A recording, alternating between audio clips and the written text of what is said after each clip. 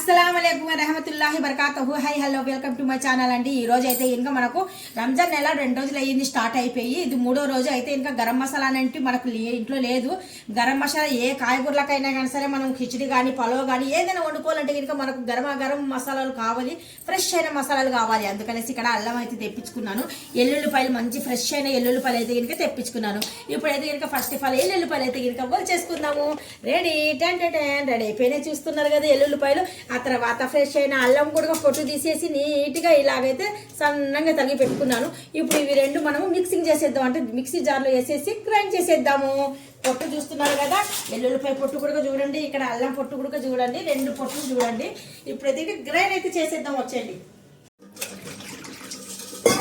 మనం ముందుగా ఒక గిన్నె తీసేసుకుని అందులో మాత్రం ఎల్లుల్లిపాయ రంపాలు అయితే ఇంకా వేసేసి శుభ్రంగా అయితే పొట్టు తీసిన తర్వాత ఒకసారి కడిగితే ఇంకా ఏదైనా డస్ట్ ఉన్నా కానీ సరే, మట్టి ఉన్నా కానీ సరే శుభ్రం అయిపోతాయి. అలాగే శుభ్రమైన ఎల్లుల్లిపాయలు ఒక ప్లేట్లో అయితే వేసేద్దాం.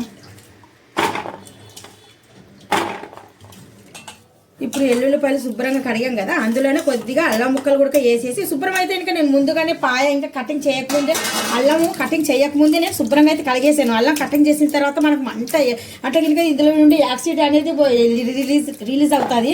అందుకనేసి జస్ట్ అలా పైన వేసి పైన తీసేస్తున్నాను. అంటే ఏదైనా కొద్దిగా అనుమానం అనమాట, ఏదైనా మట్టి ఉందేమో అనేసి జస్ట్ అలాగైతే తీసి ఇలాగ వేసేస్తున్నాను. ఇప్పుడు మనము ఎల్లుల్లి రంబలు అల్లం ముక్కలు మొత్తానికైతే కనుక ఇలాగ మిక్సింగ్ అయితే సమానంగా చేసేద్దాము. ఒక పక్కన అల్లం ఒక పక్కన ఎల్లుల్లిపాయలు లేకుండా ఇలాగ సమానంగా మిక్సింగ్ చేస్తే కనుక అల్లం వెల్లుల్లి పేస్ట్ అనేది చాలా చక్కగా నీట్గా ఉంటుంది అనమాట. అందుకనేసి ఇప్పుడు చిన్న మిక్సీ జార్ అయితే తీసేసుకున్నాను.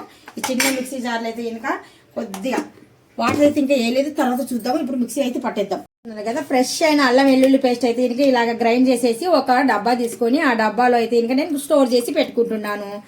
ఈ వీడియో మీకు నచ్చినట్టుకైతే జస్ట్ లైక్ అయితే చేయండి. Thank you so much. మొత్తానికి ఏమో పేస్ట్ అయితే ఇంకా ఇలాగే చేసేసుకుందాము.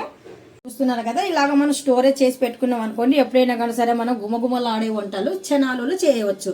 ఇలాగ అల్లం వెల్లుల్లి పేస్ట్ అయితే ఫ్రెష్ ఉంటే చాలా బాగుంటుంది. ఏమంటారు మీ మాటల్లో చెప్పండి.